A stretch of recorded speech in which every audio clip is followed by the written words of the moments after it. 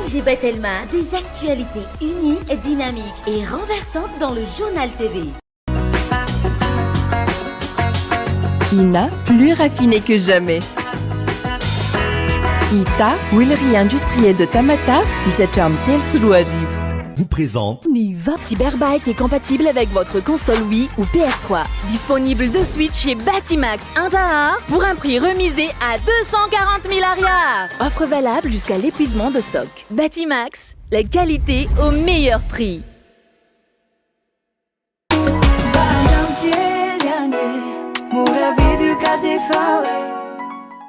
Lanulcianoni vovó.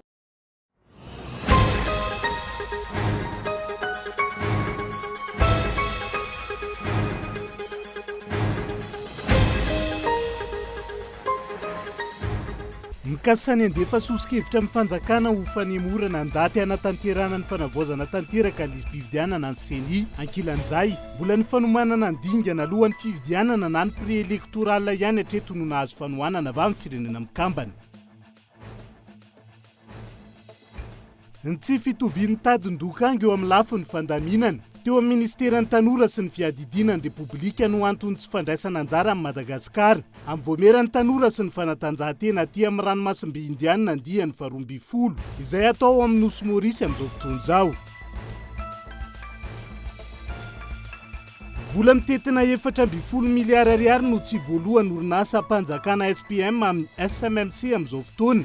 Ministry ny fitaterana izay lazany tsy anaiky izany ary ametraka fitoriana manoloana ny raharaha. Mandidina ny 4.0 tapitrisa dolara ny vola very tokony hiditra ho amin'ny Madagasikara no ny firongatry ny jony tsy ara-dalàna. Tsy vitan'ny fanjakana irery ankilan'ny ady amin'izay no ireo sambo tsy ara-dalàna izay mananika ny 500 raha ny anatin'ny faridranomasina Madagasikara.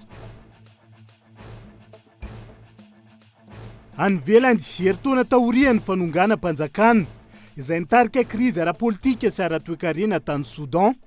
Nahita marimaritra iraisana ary nyroso tamin'ny fifanaovan-tsoniny sy vidy sy ny tafika. Isan'ny faneken'ny rototan'ny fiara-miasa narenana ny fahasimbana any an-toerana. Miantsy prianjay.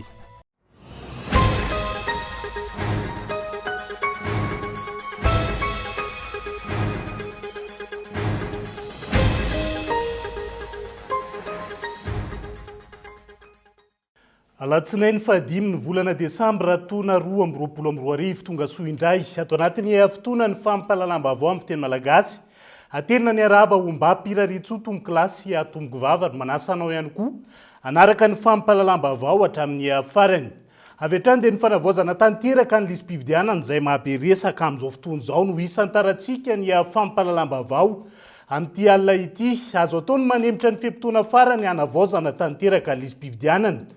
Nandro fond total de la liste électorale raha ilaina no mombizay ho ny filohan'ny CENI tamin'ity androan'ity didim-panjakana no manemitra io daty io ary mikasany andefa sosikevitra amin'ny fanjakana ho fanemorana ny daty ny CENI amin'izao fotoana izao raha ny fanambarana trano nandritra ny feonany tamin'ny mpanao gazety tamin'ity androan'ity etsakilan'izay.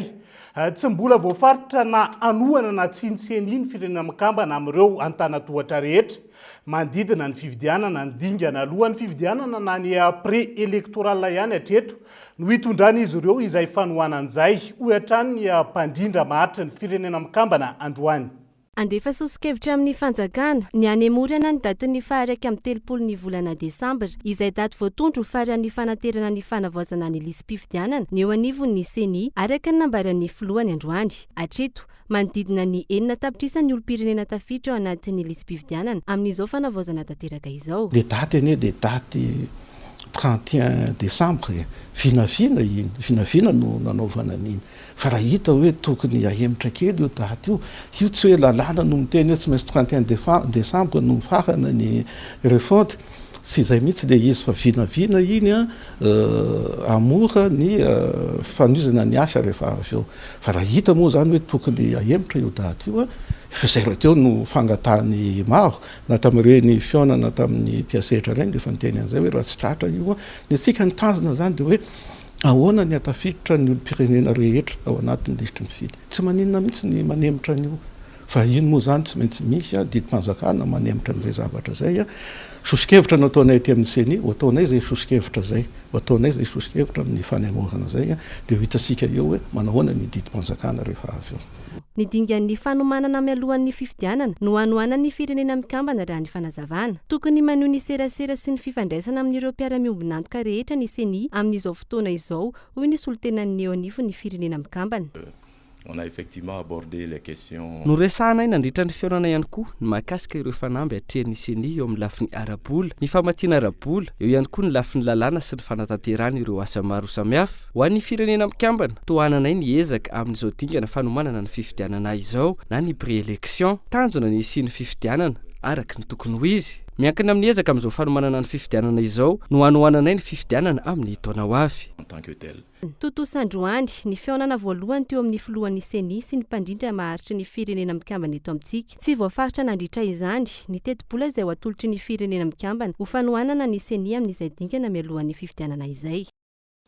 Asa hemitra ihany ary ve izay fotoana natanterahany seni ny asa anatin'izay fa raha ny tsikatry ny firaisamonim-pirenena amin'izao fotoana izao misatra ny fanatanterahany seni ny asa fanavaozana tanteraka ny lisy-pifidianana. Ny seni izay tsy manana koatra ny 5 andro sisa hanaovana izay asa rehetra izay. Mampihemitra ireo mpamatsy vola ihany koa ny tsy fanatanterahana ireo karazana torohevitra na rekommandation isan'ny tokony. Takina izy ireo anatin'izay fanomanana ny Madagasikara ny zotra-pifidianana amin'ny akaben'izay. Henri Florion.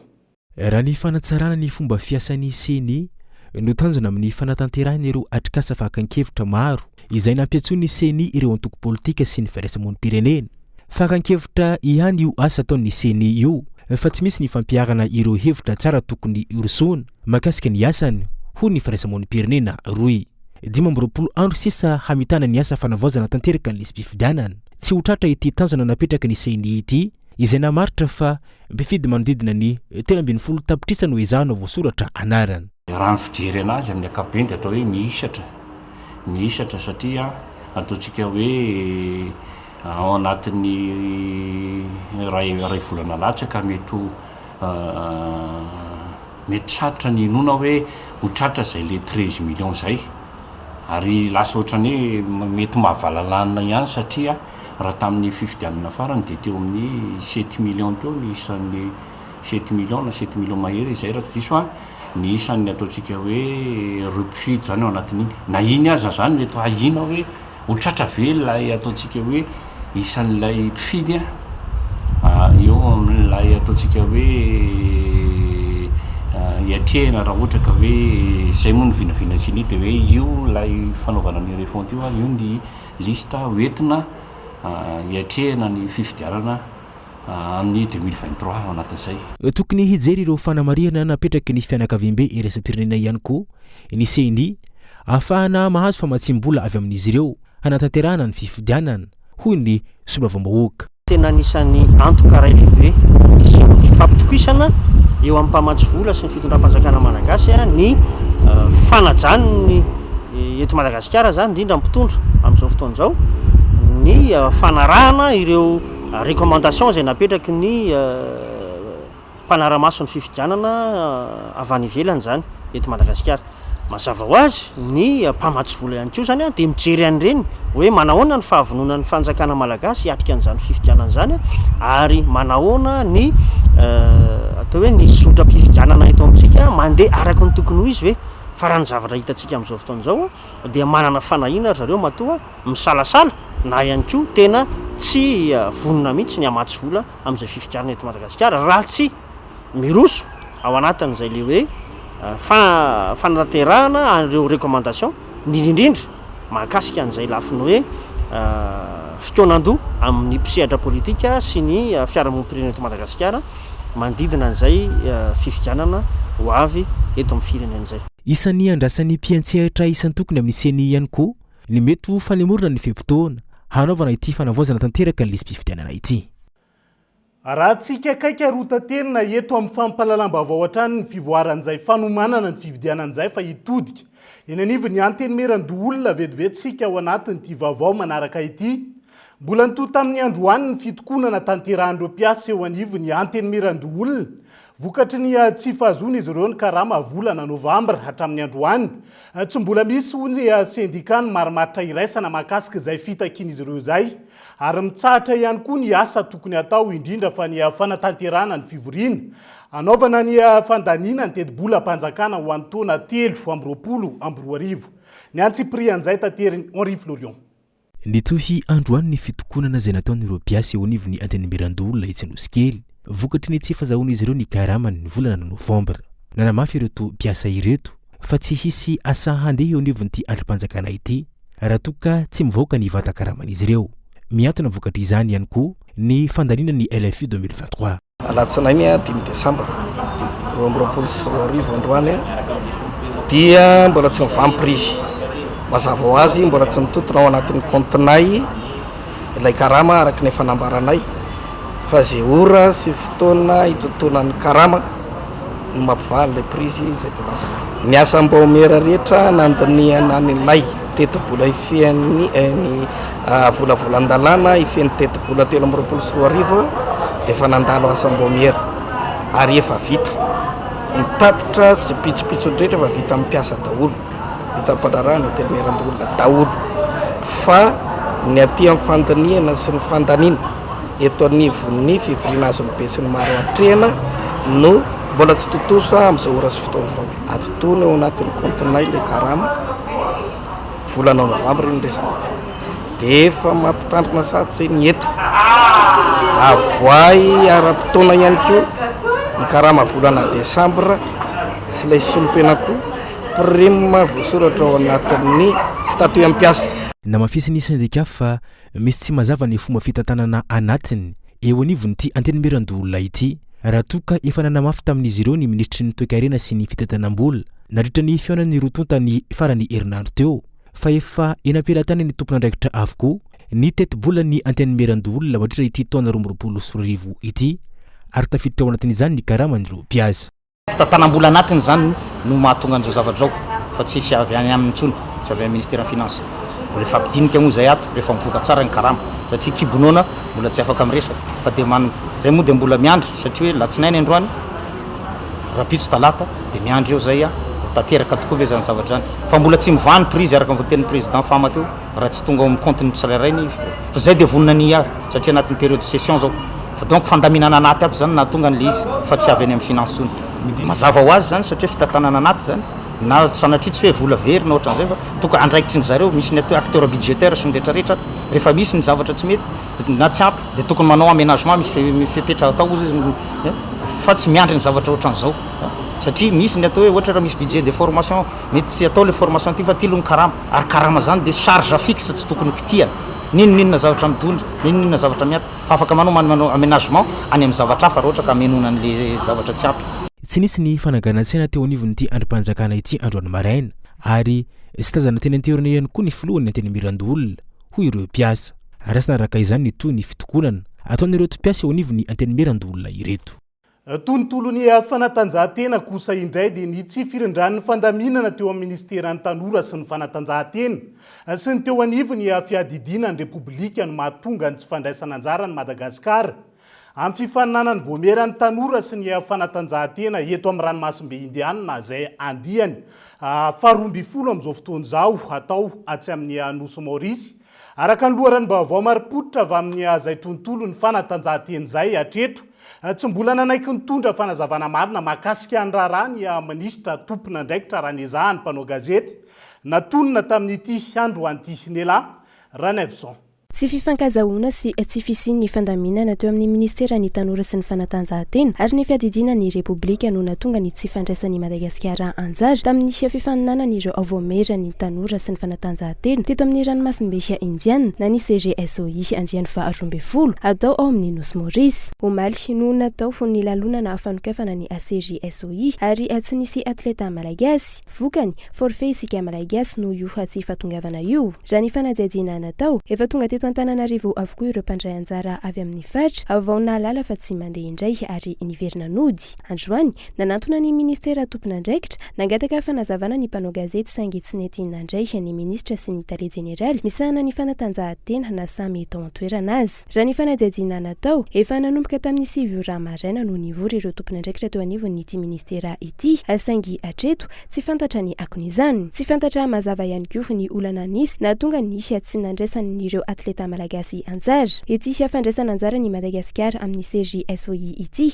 izay efa nahazo fankatoavana tao anatin'ny filan-kevitry ny ministra ny 20 Jolay 2024. Firenena 7 no tokony nandray anjara: Djibouti, Comores, Maurice, Mayotte, Seychelles, La Réunion ary Madagasikara irery ihany no tsy nahatonga solotena. Nefisika no andray ny lalao ny nosy amin'ny taona 2024.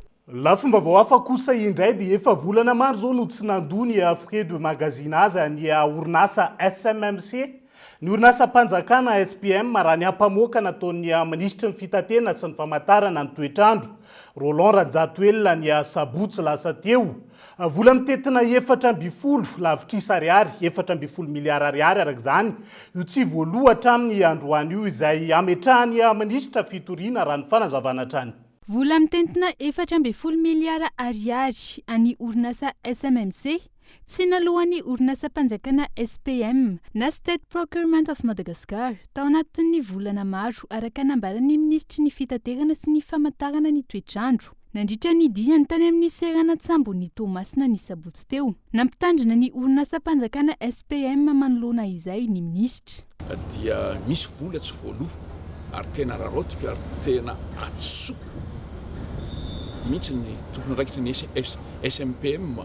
Reo samby rehetrarehetra reo dia fantatro nahazo priorité reo fa indraindray le olona manao fanararotana kely hoe mieritreritra hoe tsy azona aloka za mbola mamerina ihany raha tompon'andraikitra amin'ny SMPM tanterahoangy anareo fa zay tena vitanay manenjika anareo raha ohatra tsy vitanareo reo asanareo. Za raha fantatro fotsiny tsy voaloha reo prestation zay tokony alohany amin'ny SMMC dia mbola manao antsoavo fa zany ny tena atao hoe mauvaise gouvernance. Tsy ekeko raha ohatra ka potipotika fotsiny ny orinasa SMMC ary fantararao tsara fa ilainy izany orinasa mila miodina mila vola ahoana ny idinan'le orinasa raha to ka tsy voaloha zany vola zany. Tsy fahaiza mitantana sy fanararaotapahefana no azo andikana ny fihetsika tahaka izao raha ny fanazavana trany ka tsy azo ekena. Ankilany niezaka nanontany ny tale jeneraly ny SPM tamin'ny antso an-taroby momba ity raharaha ity ny mpanao gazety androany saingy nisafidiny tsy aneho hevitra ny tenany. Raha ity tranga ity simenitra milanja 10 iray alina taona ary vary milanja 500 taona amin'ny anaran'ny SPM no mihitsika ao amin'ny serana tsambony Tomasina. Vary sy simenitra izay nokasaina ifehezana ny vidin'entana eto amin'ny tsena anatiny. Andrasana araka izany ny fepetra ho raisin'ny State Procurement of Madagascar manoloana ity vola voalaza fa tsy nefaina ity. Sy ny andraikitra ho raisin'ny ministera ny fitanterana raha tsy misy ny fandoavan'ny SPM io vola 420 miliara ariary io. Fandraisana fepetra avy amin'ny ministry ny fitanterana izay tsy hita aloha hatreto raha tsy laza fa tsy ny tamin'ny raharaha Air Madagascar izay nilazany ihany koa fa tsy azo ekena saingy tsy hita hatramin'izao izay fepetra noraisina mifanaraka tamin'izany. Rehefa mividiny lohany dia mila tsy matahotra ny masony rehefa ohatran'izao fa tsy hoe andray fepetraka nefa avy eo tsy ahita teny manoloana ny fivoaran'ny raharaha sahalantony. Fa lafomba vao hafa kosa dia miteraka sakana ho an'ny fanarenana ny sehatry ny fizantany amin'izao fotoana ny fameran'ny fanjakana malagasy. Sidina ho an'ny kompania mpitatena anabakabaka Air Austral eto Madagasikara. Ireo mpisehatra ao anatiny izay sehatry ny fizahantany zay ny sidina ho an'ity kompania mpitaterana ity mihazo any Antananarivo izay nofiran'ny fanjakana malagasy ho 5 isan-kerinandro amin'izao fotoan'izao. Niteraka resabe ny farany herinandro lasa teo ny fanambarana navoaka ny kompania mpitaterana anabakabaka Air Austral mikasika ireo sidina tanterahany eto Madagasikara. Isan'izany ny fanafoanana ireo sidina mihazona eto Antananarivo ny sabotsy lasa teo sy ny omaly alahady. Tsy nahazo alalina avy amin'ny fanjakana malagasy ireo sidina ireo antony nanafoanana azy araka ny fanambarana trany. Ankoatra izay, noferan'ny ACM ho 5 isan-kerinandro amin'izao fotoana ny sidina tanterahiny Air Austral eto Antananarivo raha toa ka misy amin'ny andavanandro izany teo aloha. Ny fanjakana mametra ny sidina etsy ankilany maro ankehitriny ireo fangatana ao amin'ny fitaterana anabakabaka mihazo any Antananarivo raha ny fanamafisana anatin'ny fanambarany Air Austral hatrany. Ny fifaninanana ady amin'ny resaka fizahantany de mafy ary tadidio fa fipetrahantsika eto Madagasikara amin'ny fifaninanana amin'ny fizahantany tsy akory tsy hoe sangany ary hoe tena hoe ho tediavin'ny olona fa isika raha manambitamby olona ho avy eto amintsika dikan'izay fampitomboana ny sidina sy ny fanaovana ny open sky no tena zava-dehibe ka tsy azonay taty amin'ny fandrarana fizahantany zany ahoana moa zany no ahena indray so misy zany hoe azo tombondany amin'izany ve ny hoe mpandrarà atao eo anelanelan'izay zavatra izay. Sakana ho an'ny fanarenana tao aorian'ny valinaretina Covid-19 ankehitriny ny fanafoanana ireo sidina sy ny famerina izany ho an'ny Air Austral raha ny fitarainan'ireo mpisehatra amin'ny fizahantany anatin'ny CTM na ny Confédération du Tourisme de Madagascar raha ny navoakan'izy ireo tao amin'ny tambazotra tserasera Facebook manainy amin'ny ho fiantraikany izany eo amin'ny sehatra ny fizahantany izay manomboka miarina tsikelikely izy ireo. Raha ny Air Austral sy ireo sidina hafa dia anisany hoe tena mibatoerana tao anatin'ilay tsena ary betsaka ny manao ny demande ao anatin'izany ny hoe ny fangatahana amin'ny réservation ho tonga ty Madagasikara. Azontsika atao tsara ny mbola mandamina an'izany dia mbola tsy tara satria amin'izao ane tsika 2022 zao décembre janvier novembre décembre farafahatarana janvier eo manao ny famarotana ny destination ka mety ampijanona na ralentir indray ny fiavin'ny olona eto amintsika izay zavatra izay ka mety hanahirana ihany satria misy ny agence de voyage nareo mpandrarà ireo dia tena miasa mivantana amin'ny Air Austral ihany koa. Fandroany tamin'ity taona ity no nisy ny fanafoanana sidina ho an'ny Air Austral maketo Madagasikara noho ny tsy fanomezan'ny ACM ny fahazondalina ho azy ireo. Saivina manodidina 9 isan-kerinandro ireo sidina notanterahin'ny Air Austral manerina nosy talohan'ny valinaretina Covid-19. Fa tapatoana mahery tsy nandray karama ireo cadre ao amin'ny orinasa malagasy ankehitriny. Tsy ampanodinana ny orinasa sy hanomezana ny karamandreo mpiasa ny vola miditra ankehitriny. Hoy ny fanazavana azo anaovany tompona andraikitra raha matahora ihany koa ireo mpiasa manao fitakiana ary nalefa congé annuel avokoa izy ireo ny zoma lasa teo. Raha ny kasany anamafy izay fitakiana karama teo anivony orinasa izay mirana. Clara no mitatitra ny antsiprian'izay. Miditra 9 volana amin'ity volana Desambra ity no tsy nandray karama ireo mpiasa cadre eo anivon'ny fary malagasy. 3 volana kosa no tsy nandraisana ireo mpiasa ouvrier karama. Mitaraina araka izany ireo mpiasa noho ny tsy fisian'ny vahaolana arosony ny tompon'andraikitra. Mbola tsisy mihitsy ny vahaolana makasika ny karamanay miditra 9 volana amin'ity volana Desambra ity dia ny mpiasa farany tsotra arak'ilay lazaina teo aloha voalohany karakaraina foana dia miditra ny 3 volana zao zareo amin'izao fotoana izao koa ny tsy nahazo ny karamany ary ny resaka hoe fandoavana fitadiavana vahaolana hatramin'izay dia tsy misy fa resaka be fotsiny ny nataony mpitantana ambony eo amin'ny fary malagasy hatramin'izao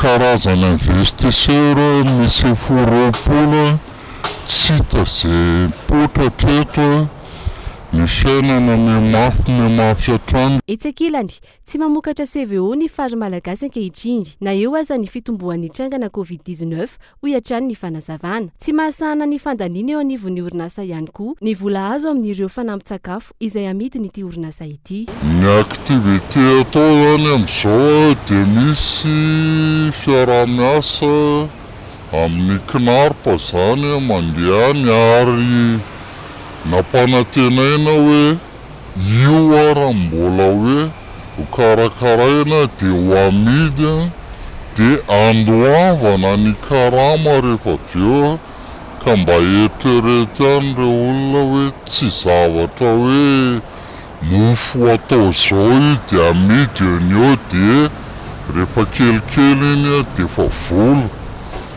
Fa ny akoatran'izay ny investisseur tsisy ika sy mangirana mihitsy mankely. Ny zavatra mihidy zany mbola misy kely ary efa kely sisa fa ny vidiny ny complément alimentaire amidy ao amin'ny fary malagasy dia tsy mahavita akory ny apahany ataoko tsy ny apahafolony tsy ny apaharoapolo amin'ny fandaniana ao satria anisan'ny olana zao fiatoana ny frean'ny ankizy rehefa miakatra ao amin'ny orinasa dia tsy vita intsony dia najanona tanteraka dia tsy siaka nininona zany ny vola kely miditra amin'ny varotra complément alimentaire amin'ny fary malagasy. Ny CVO zany tsy mamokatra intsony fa ny stocky farany tamin'ny 2021 tamin'ny deuxième vague ny Covid no ausisa ary hatreto ara na dia efa mirongatra ny verina raha ny valanaretina indray amin'izao fotoana mbola tsy misy mihitsiny ao zany irika ohatran'ny teo aloha hoe ministera manafatra sy ny ohatran'izay. Ny alakamisy lasa teo nametraka fangatahana amin'ny fametahana sora-baventy ho fitakiana ny karama ireo mpiasan'ny fary malagasy. Ampitsony io nampiantso fivoriam-be ny tompon'andraikitra ka taorian'ny fiaonana nalefa congé annuel avokoa ny mpiasa. Tsy nisy nandritra ny fivoriana natao. Ny resaka mahakasika ny karaman'ireo mpiasa izay tsy averina miasa raha tsy afaka iray volana raha ny fanazavana trandry. Dia izay ihany koa no hoentsika misento vetivety anaty doka fohy injony tsy ara-dalàna izay mahavery vola mitetina hatramin'ny 420 tapitrisa dolara eo isan'ny taona ho an'i Madagasikara. Eo ihany koa ny Covid-19 sy ny gripa mahery amin'izao fotoana izay mitovy sotrotra aretina rehefa avy eo no hoana rahantsika izay.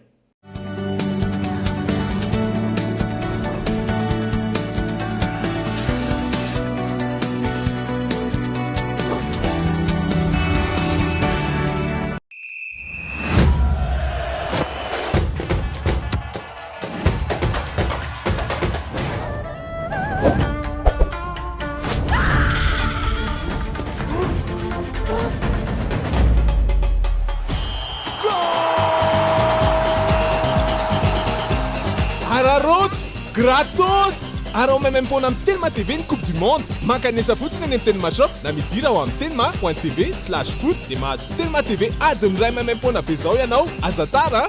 Telma TV, safidy tsotra malagasy. Ina dia vita amin'ny soja voafantina mba hampatsiro ireo karazan-tsakafo karakarainao.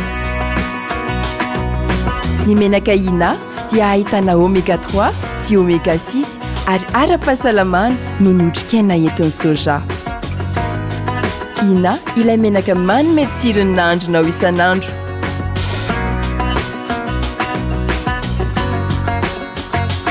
Ina, plus raffiné que jamais. Ita, huilerie industrielle de Tamatave, misy hatramin'ny 3 sy 4 arivo.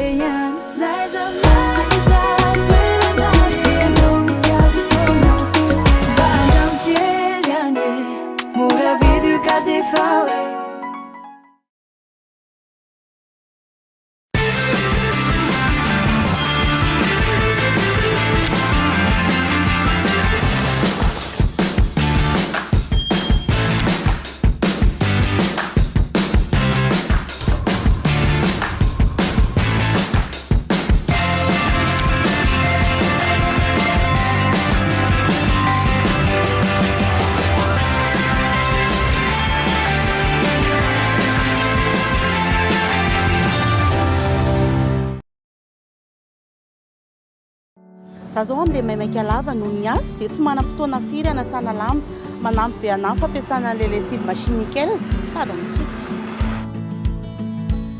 Izaho zany dia ny shampoing voiture nickel no ampiasaiko satria mitahiry ny qualité-ny loko izy ary indrindra mampanjelanjelatra mampamirapiratra ny ivelan'ny fiara. Nickel, mpanjaka ny fahadiovana. Oro. Une fraîcheur instantanée. Idéal pour la maison et tous les espaces. Oro, une efficacité longue durée.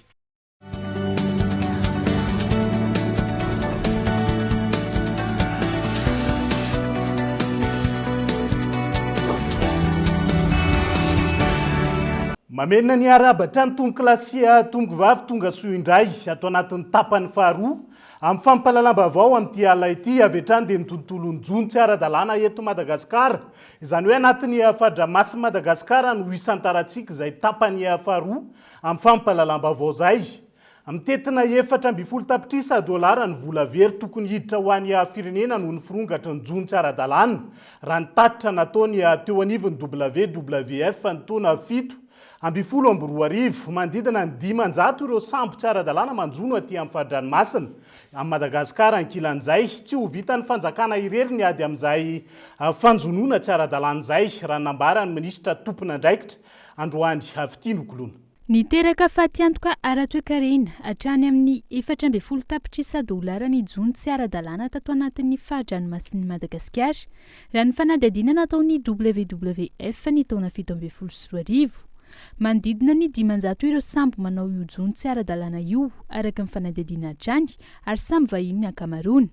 Tsy ho araka ny fanjakana malagasy ny fanaraha-masony sisin-dranomasina hoy ny ministry Njono raha nanontaniana ny paikady manoloana io firongatry ny jony tsy ara-dalàna io. Ny ranomasina izay iadidian'i Madagasikara dia mandeha hatrany amin'ny 1,141,000 kilomètres au carré. Midadasika izany.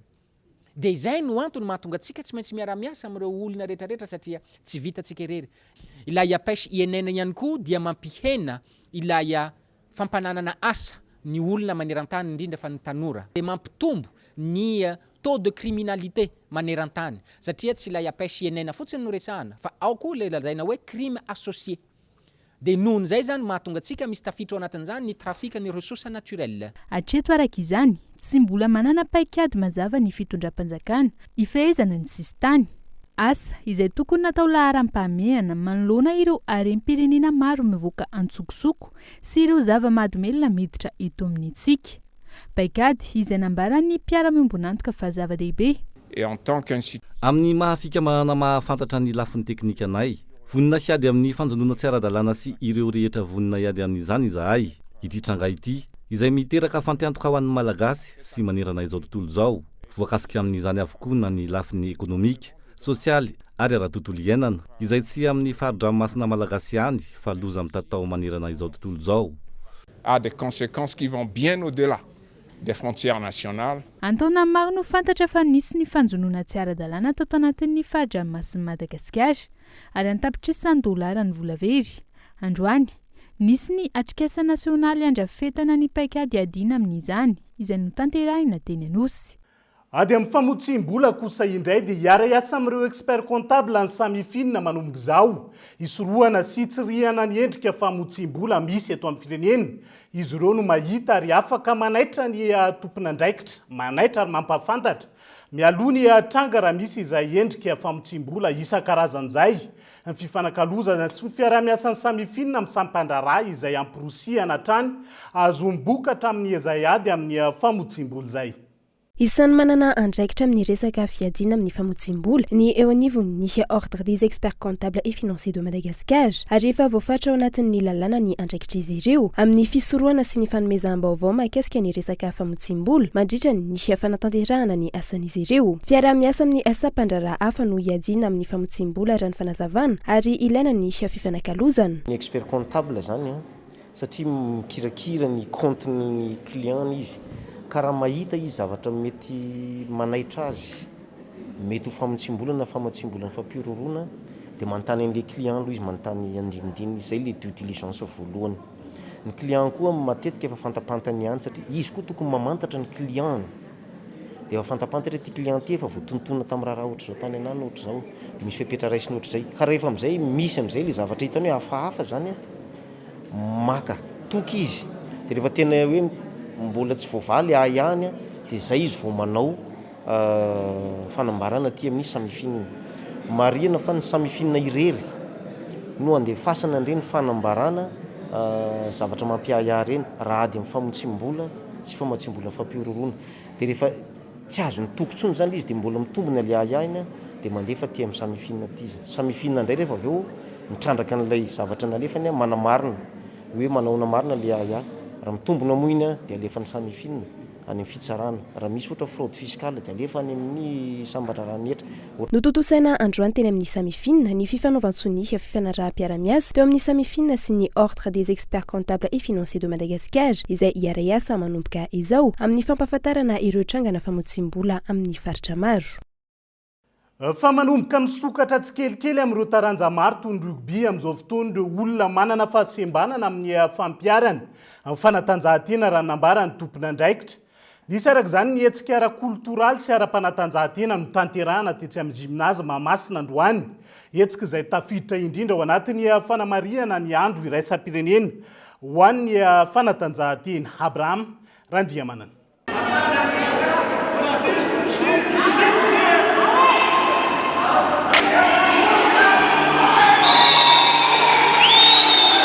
Mivelatra ankehitriny ny tontolon'ny fanatanjahantena ho an'ireo olona manana fahasembanana. Mitombo ireo taranja azo ampiarina ho azy ireo manoloana ny fandrindrana sy ny fisian'ny fitsipika manokana mifanaraka amin'ny toe-batany amin'ny alalan'ireo sport adapté. Ohatra hoe tsy afaka manao baskety ny olona manana fahasembanana ara-batana satria tsy mety izy raha tsy misy beky ohatra, fa rehefa ambony seza kosa izy dia afaka soma tsara. Dia ohatran'izay koa ny olona manana fahasembanana ara-pihainoana izay mahavita tsara koa izy na baskety na pétanque rehefa ataotsika manaraka ny arindra zany arindrantsika manaraka ny zavatra tsy fahafahany manao an'le izy zavatra entina manao an'le izy. Efa tena liana tokoa ny olona satria afaka manday anjara amin'ny lalao iraisam-pirenena. Zao nisany amin'ny taonao avy zay des îles dia efa manana ny atleta atsika manana ny mpanday anjara tanteraka ihany amin'ny Jeux des îles ahitana atletisme, ahitana resaka natation, para-natation. Mangataka ny ametrahana ny federasiona ara-panatanjahantena ho an'ny olona manana fahasembanana ihany koa ny ligue paralympique Analamanga.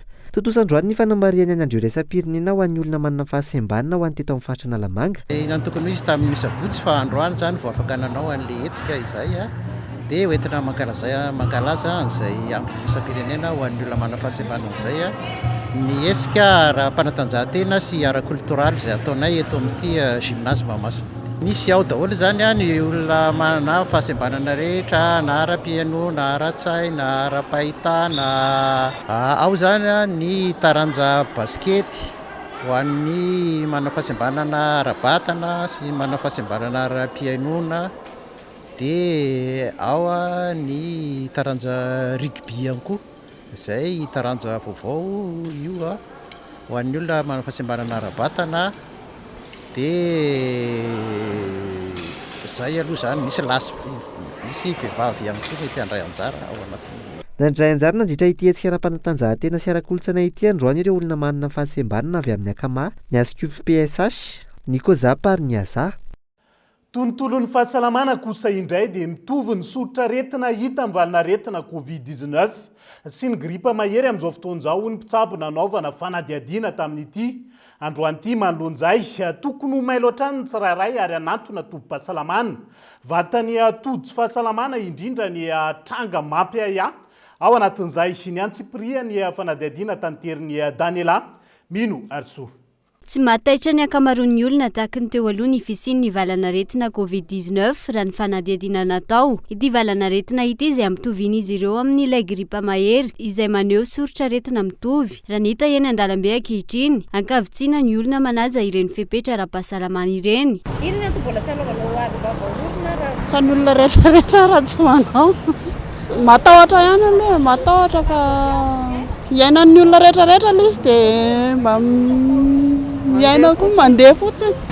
Ataoko dia rehefa mivoaka rehefa tonga ao an-trano dia misasa tanana dia izay. Tsy manao ninina fa dia izay fotsiny ny anahy. Ka le zana le zazakely no tena asiny fa le olon-dehibe tsy dia asiny. Ka ety an-dalana aho rehefa miditra borao moa dia misy aro vava orona ihany. Tsy matahotra ilay volankorana biby? Za matahotra an'ilay aretina satria za olona marefo dia matahotra. Hatramin'izay tsy niala vava orona mihitsy juska zao. Ankilany manamafy ny fisian'ny tranganaretina mitovy amin'ny valanaretina Covid-19 ihany koa ny tompona andraikitra eo anivon'ny ministera ny fahasalamam-bahoaka. Raha ny valin'ny testa tamin'ny 7 volana Desambra zao, raha manao test atsika 2 tamin'ny 7 volana desambra no nandao testa tao amin'ny village voary. Tamin'ireo 2 reo a nisy natao TDR dia nisy natao PCR. Dia anankiroa positif ary 10 négatif.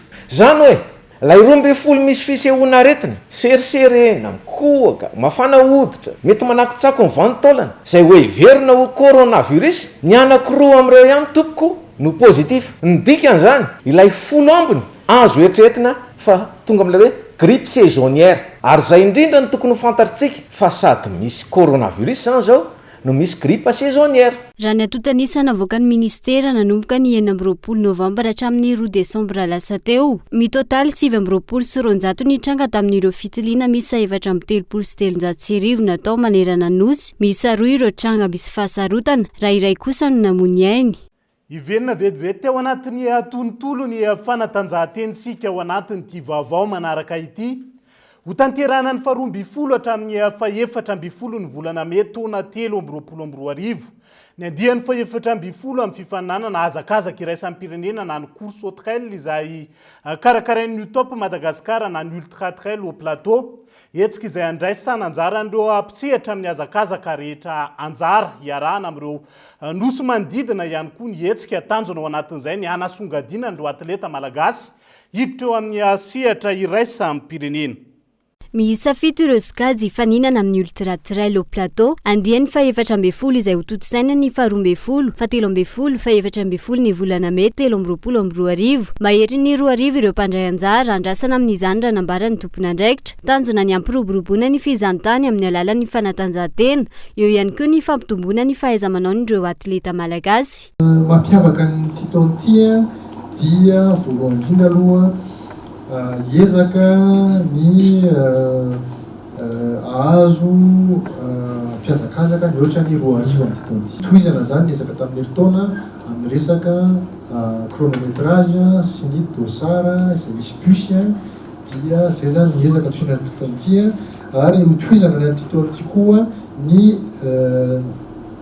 etsika fampivoarana tontolo ambanivohitra, zany ireo tanàna kely rehetrarehetra re fokotany izay andalovan'ny course top dia misy etsika sosialy atao, misy etsika koa araka ny tontolo iainana atao. Itony ny fampiasana ny puce elektronika mandritra ny fifaninanana ahafahana mamaritra ny toerana misy ireo mpandray anjara amin'ity andiany manaraka ity. Hita zany ny hitany na tsara lezy ary na mora zavatra be da be kokoa teo amin'ny fikarakarana, eo lafin'ny fikarakarana dia hoezahana ho tohizana izay amin'ity taontia ary ezaka bebe kokoa izahay mbola hoe anatsara izay fisina puce izay ary eo koa zany ny resaka GPS dia hoezahana ho tsaratsara. Misy ny fanarahana ny mety misy ny hoe angaladi zany dia hita mazava ho azy zany ireo mpiazakazaka mieritrereta hoe mety angaladi, fa eo koa zany lereo amin'ny lafiny sécurité mba hoe hita daholo zany ireo mpiazakazaka rehetrarehetra rehefa miazakazaka. Isy atleta vahiny fantatra eo amin'ny sehatra iraisam-pirenena andray anjara amin'ity andiany 14 ity ho iatrany ireo mpikarakara. Dia izay ihany koa no hoentsika miampita ao anatin'ny maresaka iraisam-pirenena amin'ity ala ity. Heritaona taorian'ny fanongana mpanjakana izay nitarika krizy ara-politika sy ara-toekarena tao Soudan. Nahita marimaritra iraisana ary niroso tamin'ny fifanavaovan'ny tsoniny sivily sy nitafika ny antoerana ankehitriny. Isan'ny fanekeny rotota ao anatin'izay ny fiarah-miasa hanarenana ny fahasimbana any antoerana. Fanadidino amin'ny sariny France 24. Nosoniavin'ny kamandin'ny miaramila Général Buran sy ireo vondrona sivily maromaro, isan'izany ny filopitarika ny FFC na ny Force pour la Liberté et le Changement au Soudan. Novoizina ao anatin'ny fifanarana ity fa fametrahana gouvernemanta tarihiny sivily sy ny famaritana ny lalam-panorenana hitarihana ny Soudan mandritra ny vanim-potoana ny tetezamita mialohan'ny fifidianana. Hatreto tsy mbola ahavany olana misy ao Soudan ity fifanarana ity. Andrasana orin'izao ny dingana faharoa ahitana ny fifanarana farany momba ny olana toy ny fitsaram-bahoaka sy ny fanavaozana ny tafika izay tokony ho vita ao anatin'ny 2 na 3 herinandro izany. tapitra treto ihany koa ny fotoanany tsika ho an'ny androany ankasitrahany ianao nanaraka ny fampahalalam-bavao hatramin'ny farany mavesabesatra ny fiandohany ny herinandro toy izao saingy ampifaliana trano no hitondrany ny teny fankahirezana ho antsika rehetra entina makivakiana indray ny herinandro vaovao manomboka ho an'ny androany veloma tomboka.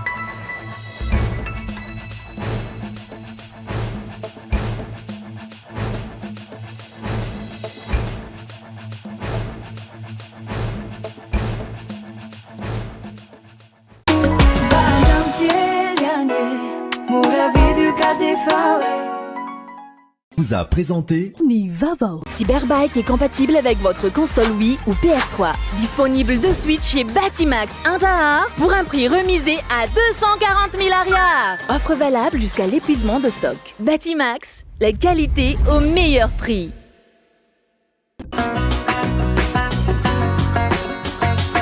INA, plus raffiné que jamais.